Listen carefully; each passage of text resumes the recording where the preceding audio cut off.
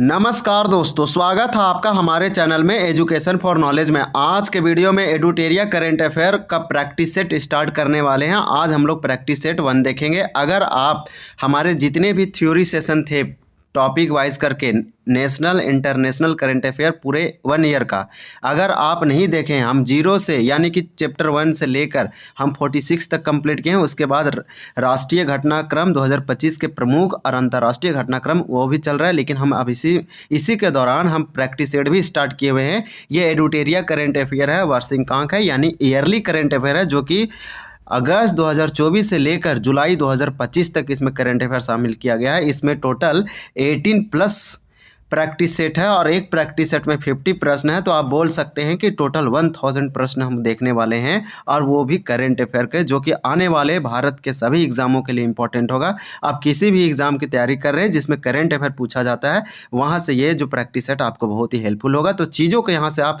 Revision कर सकते हैं, रिमेंबर चीज़ों को याद कर सकते हैं और प्रैक्टिस कर सकते हैं। तो आज हमारा प्रैक्टिस सेट 1 है। यहाँ पे आप देख पा रहे होंगे एडुटेरिया करंट अफेयर। इस करंट अफेयर में नेशनल लेवल का करंट अफेयर, इंटरनेशनल लेवल का करंट अफेयर पूरे 1 साल का शामिल किया गया है। ये करंट अफेयर का one of the best magazine है ऑल ओवर द इंडिया, हम बोल सकते हैं, क्योंकि इसका डिमांड झारखंड, बिहार, यूपी और दूसरे राज्यों में रहता है। और ये प्रैक्टिस सेट हमारा आज 1 है।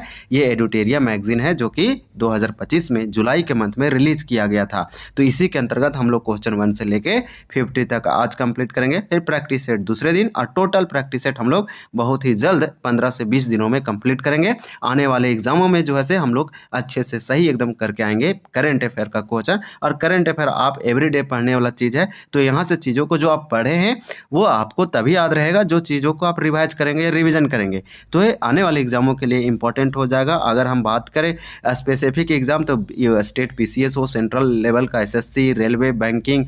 अगर बीपीएससी की बात करें तो BPSC teacher 4.0, BPSC 72nd, BPSC PT का हो जाएगा। उसी प्रकार से ये मेंस के लिए भी इंपॉर्टेंट होगा। तो चलिए हम लोग स्टार्ट करते हैं। पहला क्वेश्चन प्रैक्टिस सेट के अंतर्गत दिया गया है, आप देख पा रहे होंगे। यहाँ पे क्वेश्चन जो बहुत ही अच्छे लेवल के क्वेश्चन मिलेंगे, एकदम ओरिएंटेड और एक्सपेक्टेड क्वेश्चन है, और क्वेश्चन का जो स्टैंडर्ड लेवल है बहुत ही हाई है। किनकी 300वीं जयंती पर प्रधानमंत्री नरेंद्र मोदी द्वारा 300 रुपये का स्मारक सिक्का और डाक टिकट जारी किया गया? तो ऐसे क्वेश्चन डायरेक्टली आपको दिमाग में सेफ होना चाहिए और आंसर आना चाहिए कि देखिए, प्रधानमंत्री किनके जन्मदिन पर, 300वीं जयंती पर प्रधानमंत्री नरेंद्र मोदी 300 रुपये का सिक्का भी जारी किया और टिकट भी जारी किया गया। तो ये मान लीजिए स्टैटिक जीके के टाइप से बन गया, और ये हमेशा लोगों को ये पूछा जा सकता है एग्जामों में। आज से 4 साल 3 साल बाद भी पूछा जा सकता है। तो अभी फिलहाल होने वाले एग्जामों में पूछे गए हैं और फिर पूछे जाएंगे। तो 1 का राइट आंसर हमारा बी हो जाएगा, देवी अहिल्याबाई होलकर, जो कि मध्य प्रदेश से थी। बहुत ही इंपॉर्टेंट है, देवी अहिल्याबाई होलकर की 300वीं जयंती पर 300 रुपये का स्मारक सिक्का और डाक टिकट जारी किया गया। मई 2025 में उल्लास नव भारत साक्षरता कार्यक्रम के तहत किस राज्य ने खुद को पूर्ण साक्षर राज्य घोषित किया? कौन सा ऐसा राज्य जो अपने आप को फुल्ली लिटरेट स्टेट बताता है इंडिया में? तो वो 2 का हमारा राइट आंसर सी हो जाएगा, गोवा। गोवा जो है वो खुद को पूर्ण साक्षर राज्य घोषित किया मई 2025 में, ये अनाउंस करता है। और मई का कैपिटल क्या है, यानी गोवा का राजधानी क्या है? तो आप याद रखेंगे पणजी। ये उल्लास नव भारत साक्षरता कार्यक्रम के तहत ऐसा करने वाला पूरे भारत का पहला राज्य हुआ। नेक्स्ट है कि भारतीय भाषाओं के लिए भारत का पहला स्वदेशी रूप से विकसित एआई आर्टिफिशियल इंटेलिजेंस आधारित मल्टी मॉडल लैंग्वेज मॉडल का नाम क्या है? तो 3 का राइट आंसर हो जाएगा डी, ये भारत जैन। भारत जैन जब लॉन्च किया गया था, मोस्ट इंपॉर्टेंट, बहुत ज़्यादा न्यूज़ और चर्चित खबरों में था। नाम है भारत जैन। ये खुद भारत का खुद रूप से स्वदेशी रूप से विकसित एआई है, यानी कि भारतीय भाषाओं के लिए, भारत के लैंग्वेज के लिए अलग अलग, उर्दू हो, संथाली हो, या फिर बांग्ला हो, हिंदी हो, तो भारतीय भाषाओं के लिए भारत का खुद डेवलप किया हुआ स्वदेशी रूप से AI multi modal large language model का नाम क्या है? तो भारत जैन। क्वेश्चन नंबर हमारा 4 है कि केंद्र सरकार ने जम्मू कश्मीर के किस वन्यजीव अभयारण्य को इको सेंसिटिव जोन के रूप में घोषित किया? 4 का राइट आंसर हमारा हो जाएगा बी, त्राल वन्यजीव अभयारण्य, त्राल आप याद रखेंगे कि जो त्राल वन्यजीव अभयारण्य है ये जम्मू कश्मीर में है और इसी को भारत सरकार ने sensitive zone, eco sensitive zone घोषित किया।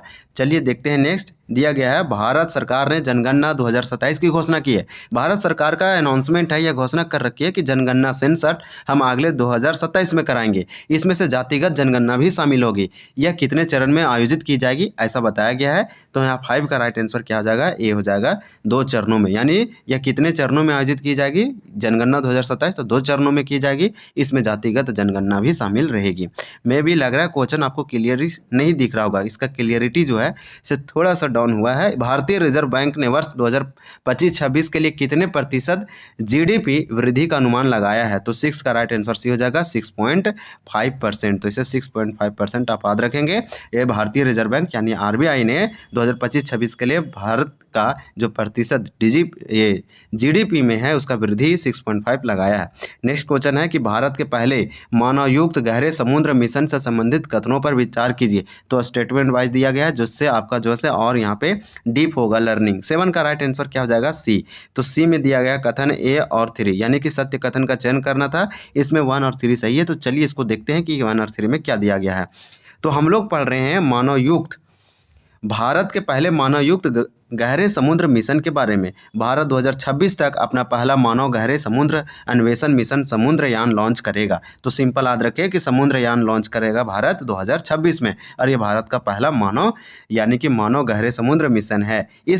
फिर इसमें समुद्रयान पृथ्वी विज्ञान मंत्रालय के नेतृत्व में डीप ओशियन मिशन का एक प्रमुख घटक है। तो डीप ओशन मिशन का एक प्रमुख घटक है, कंपाउंड है या कंपोनेंट है, इस तरह से बोल सकते हैं। ये समुद्रयान पृथ्वी विज्ञान मंत्रालय के अंतर्गत आता है।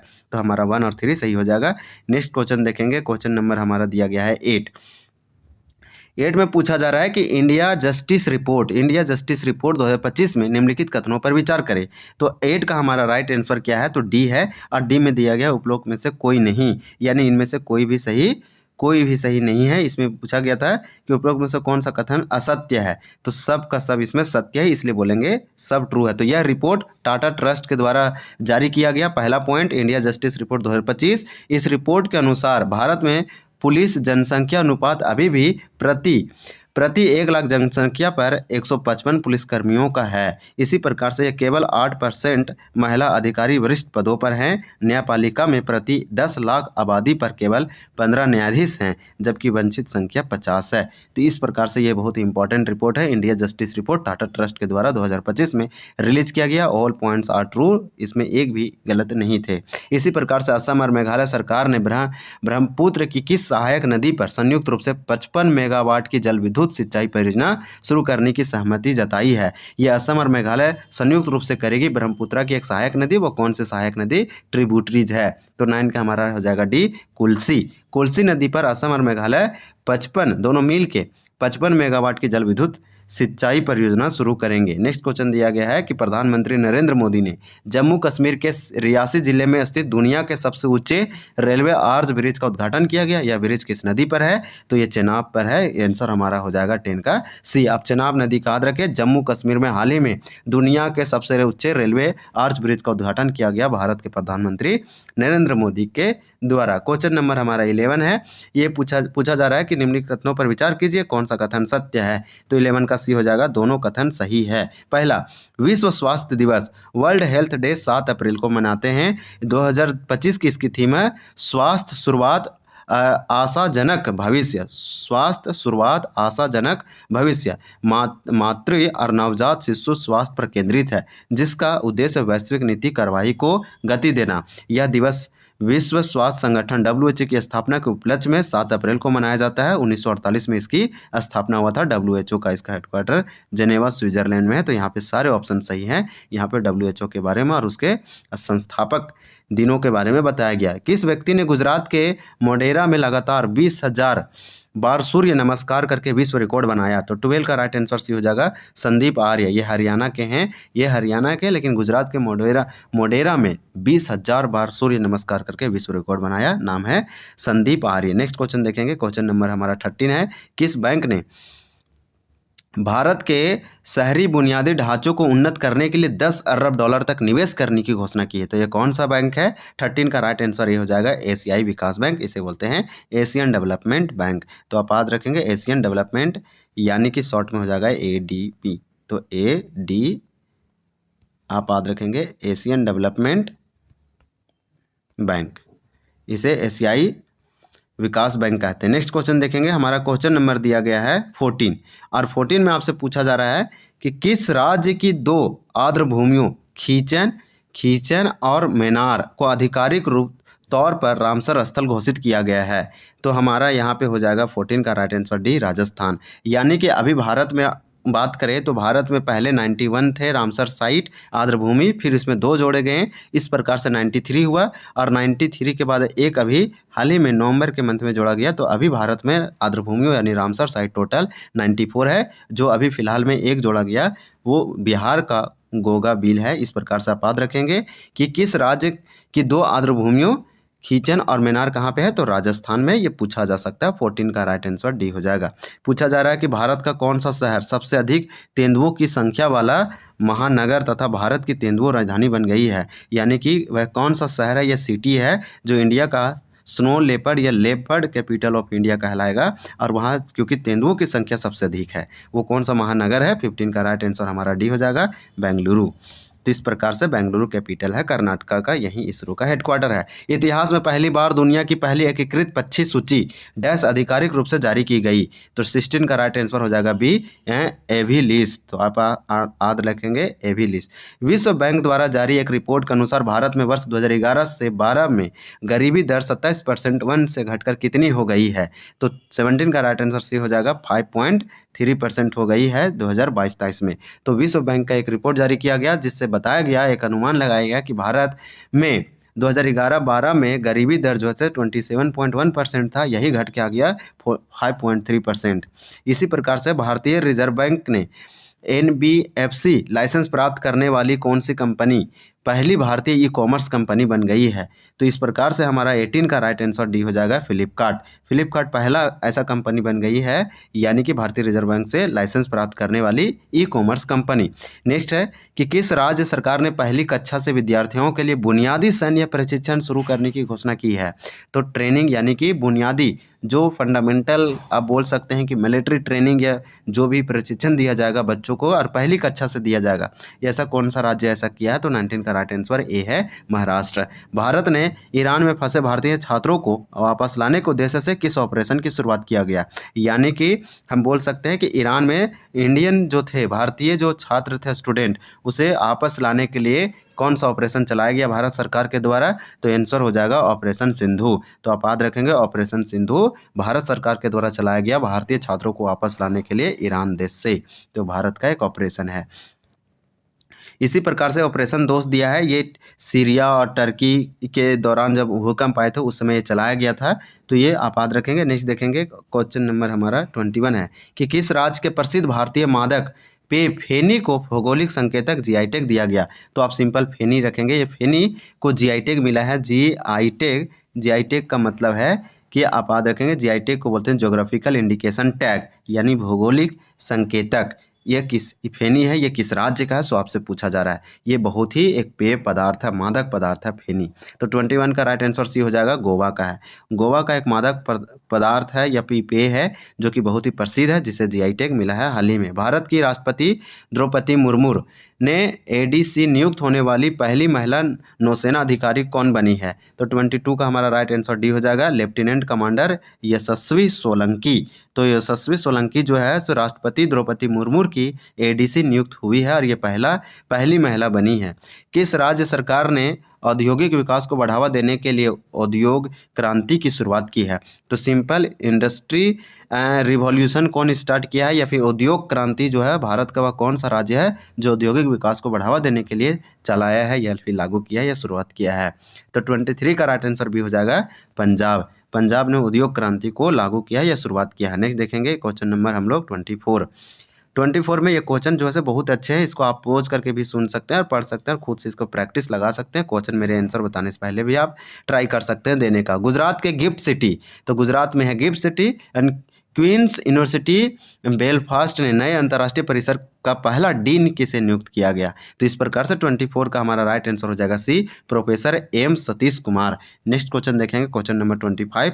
और 25 में पूछा जा रहा है कि बिहार सरकार ने वरिष्ठ नागरिकों, विधवाओं और दिव्यांगों की पेंशन 400 रुपये से बढ़ाकर कितने रुपये प्रति माह करने की घोषणा की है? तो एक बहुत ही अच्छा इनिशिएटिव है जो कि ये सरकार के द्वारा करना भी चाहिए, क्योंकि नागरिकों, जो वरिष्ठ नागरिक हैं, जो ओल्ड एज लोग हैं, जो विधवा है, विडो हैं, दिव्यांग है, हैंडीकैप्ड है, उन लोगों को पेंशन जो है 400 रुपये बहुत ही कम था पर मंथ, लेकिन इसे पर मंथ जो है बढ़ाना चाहिए और सरकार ने फिर यही फाइनली की, यानी कि गवर्नमेंट ऑफ बिहार। तो इस प्रकार से बिहार गवर्नमेंट ने बढ़ा के कितना किया आपसे पूछा जा रहा है, 25 का बी हो जाएगा, यानी 1100 रुपये किया। तो बहुत ही अच्छा बढ़ा के किया है। इसी प्रकार से अंतर्राष्ट्रीय योग दिवस, इंटरनेशनल योग डे पर योग नीति लागू करने वाला भारत का पहला स्टेट या फिर राज्य कौन सा बन गया? तो यहाँ पे योग पॉलिसी लागू करने वाला भारत का पहला वो राज्य कौन सा बन गया, और ये किसके उपलक्ष्य में किया गया? तो अंतर्राष्ट्रीय योग दिवस पर। तो 26 का हमारा राइट आंसर हो जाएगा डी, ये उत्तराखंड क्या है, यानी भारत के उत्तराखंड राज्य में योग पॉलिसी यानी योग नीति को लागू किया गया है। यह अंतर्राष्ट्रीय योग दिवस पर किया गया और ऐसा करने वाला वो भारत का पहला राज्य बना। किस राज्य सरकार ने ट्रांस समुदाय को ओबीसी का दर्जा देने तथा आंगनबाड़ी कार्यकर्ताओं के लिए 50% आरक्षण की घोषणा की है? मोस्ट इंपॉर्टेंट, वो भारत का कौन सा राज्य है जो ट्रांस समुदायों को ओबीसी यानी अदर बैकवर्ड क्लासेस का दर्जा दिया है? आंगनबाड़ी कार्यकर्ताओं को, जो एक्टिविस्ट होते हैं, जो कार्यकर्ता होते हैं आंगनबाड़ी वाले, उन लोगों को 50% रिजर्वेशन आरक्षण की घोषणा की है। 27 का राइट आंसर सी है, ये असम किया है। असम का एक इनिशिएटिव है, मोस्ट इंपॉर्टेंट है। नेक्स्ट है 28 के हाल ही में जारी एक रिपोर्ट के अनुसार कौन सा देश 2024 में जापान को पीछे छोड़कर दुनिया का सबसे बड़ा ऋणदाता देश बन गया है? तो 28 का हमारा राइट आंसर हो जाएगा बी, यानी कि जर्मनी। देखिए जर्मनी जो है, एक रिपोर्ट से ये पता चलता है, रिपोर्ट के हवाले से, और एक रिपोर्ट जारी किया गया उसमें ये बताया गया कि 2024 में जापान को पीछे छोड़कर दुनिया का सबसे बड़ा ऋणदाता देश बन गया। हालांकि जापान भी कई सारे देशों को ऋण दिया है और देता रहा है और देता रहा रहेगा। इस प्रकार से जर्मनी जो है सो टॉप नंबर पर है। अंतर्राष्ट्रीय बुकर पुरस्कार, तो इंटरनेशनल बुकर पुरस्कार से क्वेश्चन पूछे जाते हैं, तो ये क्वेश्चन जो हमारा बहुत ही अति महत्वपूर्ण है। 2025 से संबंधित कथनों पर विचार करने के लिए हमसे पूछा जा रहा है। 29 का हमारा राइट आंसर ये होगा, यानी कि इसमें सिर्फ 1 राइट है, तो 1 क्या है वो हम लोग पढ़ते हैं कि 2025 का अंतर्राष्ट्रीय बुकर पुरस्कार एक भारतीय लेखिका, अधिवक्ता और महिला कार्यकर्ता, तो ये जो है इनका नाम है बानो मुश्ताक। तो बानो मुश्ताक को दिया गया अंतर्राष्ट्रीय बुकर पुरस्कार और ये 2025 में दिया गया। एक भारतीय लेखिका है, अधिवक्ता है, महिला कार्यकर्ता है। इसका कहानी है संग्रह है, क्या है? कहानी संग्रह, नाम है हार्ट लैम्प। तो हार्ट लैम्प के लिए दिया गया, मोस्ट इंपॉर्टेंट है, इसलिए हमारा राइट आंसर हो जाएगा 29 का ए। केवल 1 सही है, तो यहाँ पे आपको हम टिक करके बता सकते हैं कि हमारा राइट आंसर ए है, ओनली ए। इसी प्रकार से 30 नंबर है कि यूनेस्को का फुल फॉर्म होता है United Nation Education Scientific and Cultural Organisation. UNESCO ने किस भारतीय शहर को क्रिएटिव सिटी का गैस्ट्रोनॉमी में नामांकित किया है? ये क्वेश्चन ट्रेंडिंग है, मोस्ट इंपॉर्टेंट, काफ़ी खबरों में रहा है। आपको बता दें कि यूनेस्को का हेडक्वार्टर फ्रांस की राजधानी पेरिस में है। ये बहुत ही इंपॉर्टेंट है। तो इस प्रकार से 30 का हमारा राइट आंसर सी हो जाएगा, लखनऊ को यूनेस्को ने भारत का शहर यूनेस्को को क्रिएटिव सिटी ऑफ गैस्ट्रोनॉमी में नामांकित किया, यानी नॉमिनेट किया। क्वेश्चन नंबर 31 है कि कौन सी कंपनी माइक्रोसॉफ्ट को पीछे छोड़कर दुनिया की सबसे मूल्यवान कंपनी बन गई है? तो माइक्रोसॉफ्ट को छोड़कर दुनिया की सबसे वैल्यूएबल कंपनी या ब्रांड जो कंपनी बनी है, वो दुनिया की सबसे मूल्यवान कंपनी का नाम क्या है? तो उस कंपनी का नाम है एनवीडिया। तो आप याद रखेंगे एनवीडिया, ये माइक्रोसॉफ्ट को भी पीछे छोड़ दी है, एप्पल वगैरह भी तो पीछे थे। इस प्रकार से देखेंगे क्वेश्चन नंबर 32। इजराइल ने अपने सैन्य अभियान के तहत ईरान के न्यूक्लियर साइट पर हमला करने के लिए किस ऑपरेशन को चलाया? तो इजराइल ने सैन्य अभियान के तहत, यानी इजराइल ने क्या किया? अपने सैन्य अभियान के तहत, मिलिट्री ऑपरेशन के तहत ईरान के न्यूक्लियर साइट पर हमला किया और उसके ईरान के न्यूक्लियर साइट पर हमला करने के लिए एक ऑपरेशन लॉन्च किया और ऑपरेशन का स्पेशल नाम दिया। उस ऑपरेशन का नाम क्या है? तो हमारा 32 का राइट आंसर क्या हो जाएगा? बी, यानी ऑपरेशन राइजिंग लाइन। तो ऑपरेशन राइजिंग लाइन जो है ये इस ऑपरेशन के तहत ईरान के न्यूक्लियर साइट पर बम्बिंग किया गया, हमला किया गया। इस ऑपरेशन ने इजराइल ने शुरू किया। ये क्या है? मिलिट्री ऑपरेशन है। क्वेश्चन नंबर 33 कि ब्रिटेन की जासूसी एजेंसी MI6 की पहली महिला प्रमुख किसे नियुक्त किया गया? तो ब्रिटेन की जासूसी एजेंसी तो देखिए ब्रिटेन की जासूसी एजेंसी का नाम क्या है, तो MI6 है। ये पहली महिला प्रमुख किसे नियुक्त की गई है, तो 33 का हमारा राइट आंसर क्या हो जाएगा, इसका हो जाएगा ए, यानी ब्लेज मेट्रोवेली। तो इस प्रकार से इसका नाम आप याद रखेंगे। इसमें कुछ क्वेश्चन जो है से अनरिलेवेंट भी है, लेकिन कुछ जो है से बहुत ही अति महत्वपूर्ण है। जैसे हम संयुक्त राष्ट्र महासभा ने वर्ष 2026 को कौन सा वर्ष घोषित किया, तो ऐसे क्वेश्चन पूछे जाते हैं। अगर आप थोड़ा सा BSc ग्रेड के एग्जामों में बैठ रहे हैं तो यहाँ पे जो है सो इस टाइप का क्वेश्चन एक्सेप्ट कर सकते हैं कि पूछा जा सकता है। अगर आप सिविल सर्विस में बैठ रहे हैं तो ये तो संभव है कि ये क्वेश्चन का आंसर आपको आना चाहिए। 34 का हमारा राइट आंसर बी हो जाएगा, अंतर्राष्ट्रीय महिला किसान वर्ष।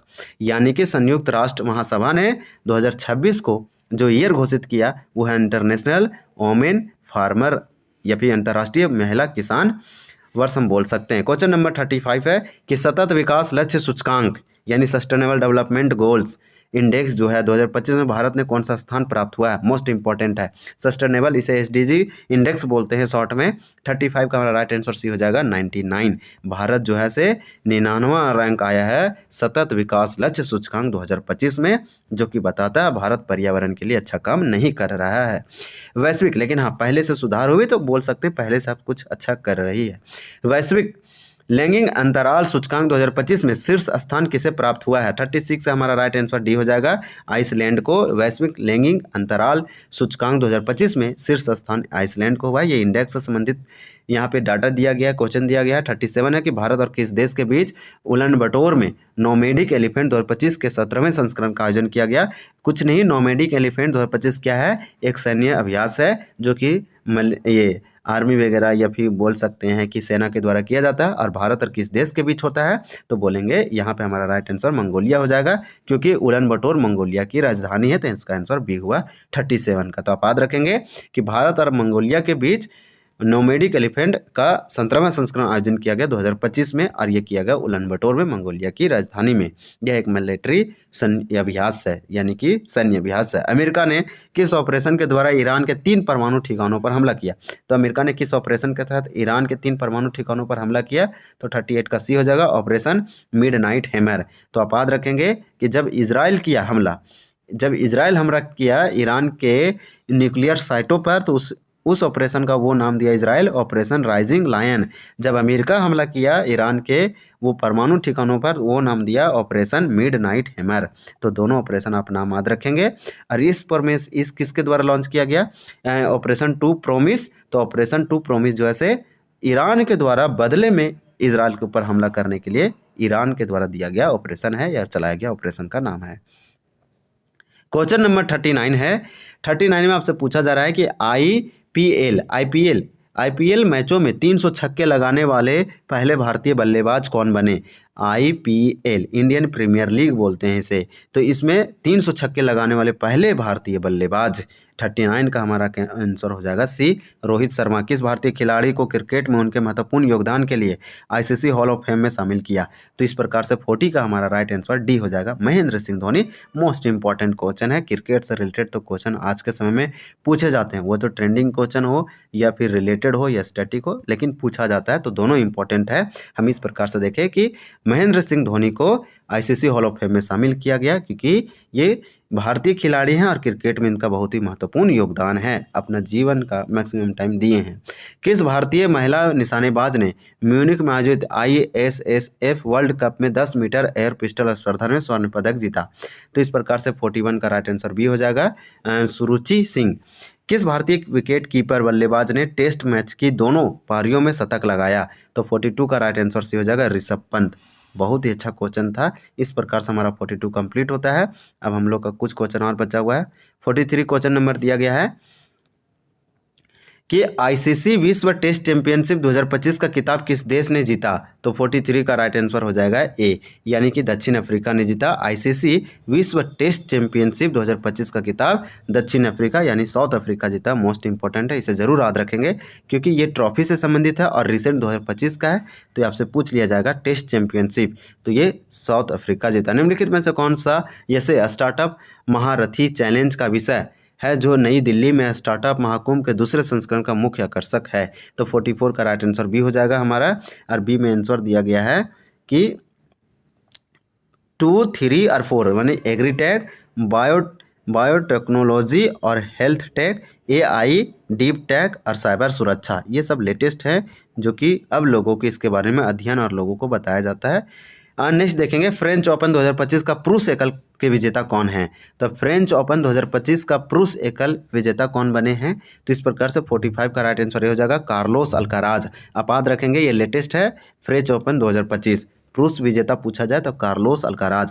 आईपीएल 2025 का खिताब किसने जीता, तो ये जानते हैं रॉयल चैलेंजर बेंगलुरु यानी कि आरसीबी। इस प्रकार से 46 का हमारा राइट आंसर डी हो जाएगा। ये कोई भूल ही नहीं सकता है क्योंकि भागदौड़ मचा स्टेडियम में और कई लोगों की मृत्यु भी हुआ। इस प्रकार से हमारा ये पहली बार भी खिताब जीता, इसलिए भी ज़्यादा ये बोल सकते हैं कि मोस्ट इम्पॉर्टेंट हो जा रहा है। इसी प्रकार से हमारा 47 है कि हैदराबाद में आयोजित मिस वर्ल्ड 2025 का खिताब किसने जीता, तो 47 का आंसर भी हो जाएगा ओपल सुजाता चुआंगश्री। तो आप याद रखेंगे हैदराबाद में आयोजित यानी मिस वर्ल्ड 2025 का आयोजन इस बार भारत के हैदराबाद में किया गया और इसका खिताब जो जीती है वो ओपल सुजाता चुआंगश्री है। तो इस प्रकार से इसका नाम याद रखेंगे 47 का।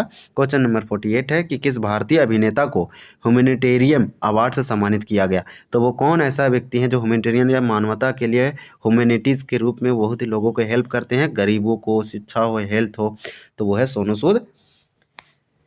तो 48 का तो राइट आंसर हो जाएगा सोनी सूद। सोनी सूद को हम लोग जानते हैं गरीबों का मसीहा कहा जाता है। ये इसका बुक भी लिखा गया है मीना अय्यर या नीना अय्यर के द्वारा कि आई एम मसीहा। इस प्रकार से किस राज्य ने जल संकट की समस्या से निपटने के लिए वंदे गंगा जल संरक्षण अभियान शुरू किया गया है, तो इस प्रकार से हमारा 49 का राइट आंसर हो जाएगा बी यानी कि राजस्थान। भारतीय उद्योग परिसंघ का अध्यक्ष किसे नियुक्त किया गया, तो अपॉइंटमेंट से क्वेश्चन है। 50 का राइट आंसर हमारा हो जाएगा डी यानी कि राजीव मेमानी।